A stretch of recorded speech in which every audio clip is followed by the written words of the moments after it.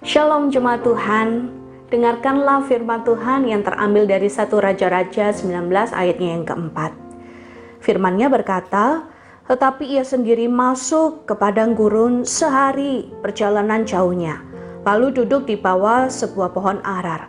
Kemudian ia ingin mati, katanya, cukuplah itu. Sekarang ya Tuhan, ambillah nyawaku, sebab aku ini tidak lebih baik daripada nenek moyangku. Demikianlah firman Tuhan.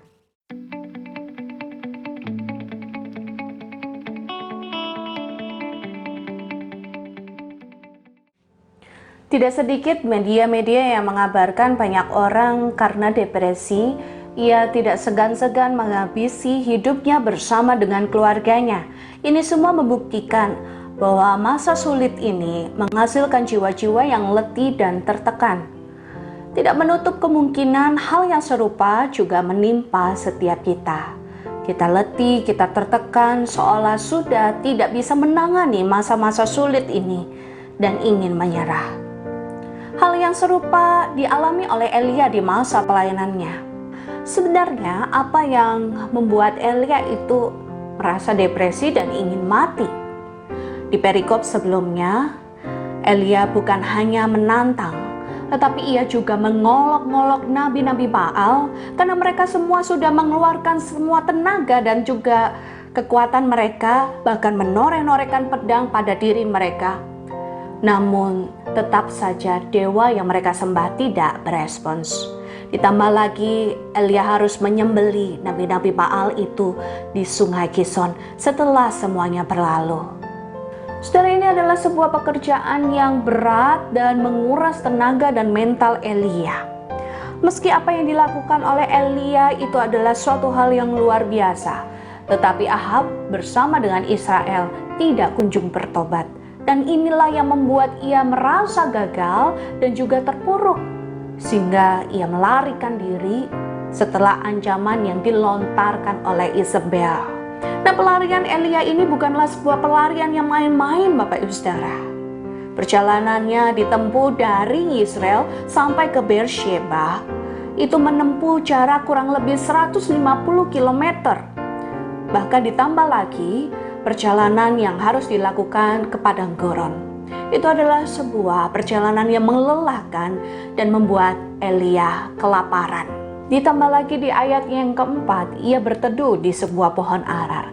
Ini adalah sebuah gambaran perteduhan yang terbatas. Ia kepanasan tetapi hanya bisa berteduh di sebuah pohon itu.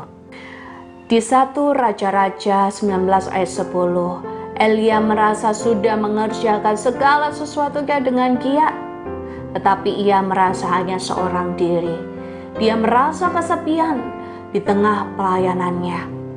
Semua kondisi fisiknya yang lelah, kelaparan, kepanasan, dan kesepian itu memperparah kondisi jiwanya yang tertekan. Di saat Elia ingin mati, Allah justru tidak membuangnya. Namun Allah kembali memulihkan Elia. Allah menyediakan makanan bagi Elia dan kehadiran Allah itu hadir dengan tiupan angin yang sepoi-sepoi. Ini menandakan bahwa Allah menegur Elia dengan lembut. Dulu Elia merasa lebih baik dibandingkan nenek moyangnya, tetapi ia menjadi sadar bahwa apa yang dilakukannya itu adalah tinggi hati di tengah pelayanannya. Saudaraku, Elia merasa seorang diri, tetapi Allah menunjukkan bahwa dirinya tidak sendiri. Ada 7.000 orang Israel yang tidak sujud menyembah kepada Baal. Dan ini menunjukkan bahwa pelayanannya itu tidak sia-sia. Jemaat Tuhan, ada sebuah pujian yang mengatakan, lelah dan susahkah jiwamu, serta gelap gulitaka, pandanglah terang juru selamatmu, hidupmu kan bahagialah. Saudaraku, adakah di antara kita yang sedang tertekan dengan keadaan yang ada, bergumul dengan apa yang kita hadapi saat ini?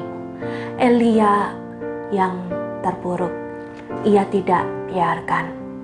Ia menyediakan pemulihan yang kekal. sama seperti Elia yang kekal Allah sediakan, yang jasmani pasti Allah tidak pernah lupakan. Pemulihan Allah itu sempurna bagi setiap kita yang percaya kepadanya. Amin. Mari jemaat Tuhan, kita berdoa. Bapa dalam surga, hamba-Mu berdoa bagi anak-anak-Mu yang pada saat ini mengalami segala pergumulan. Banyak hal yang mungkin belum bisa terucapkan. Mungkin yang Engkau tahu sendiri apa yang kami alami. Dan kami rindu Tuhan, Engkau memberikan penguatan lagi. Kembali kami bisa bangkit bersama dengan Tuhan, dengan pertolongan-Mu yang sejati. Biarlah kami mengimaninya bahwa Engkau adalah Tuhan yang menolong dan selalu ada untuk memulihkan kami. Kami menantikan ya Tuhan pemulihan-Mu yang sempurna, supaya setiap kami pun juga boleh memuji-muji akan kebesaran-Mu. Inilah doa kami ya Tuhan, terpujilah nama-Mu. Dalam nama Tuhan Yesus kami berdoa. Amin.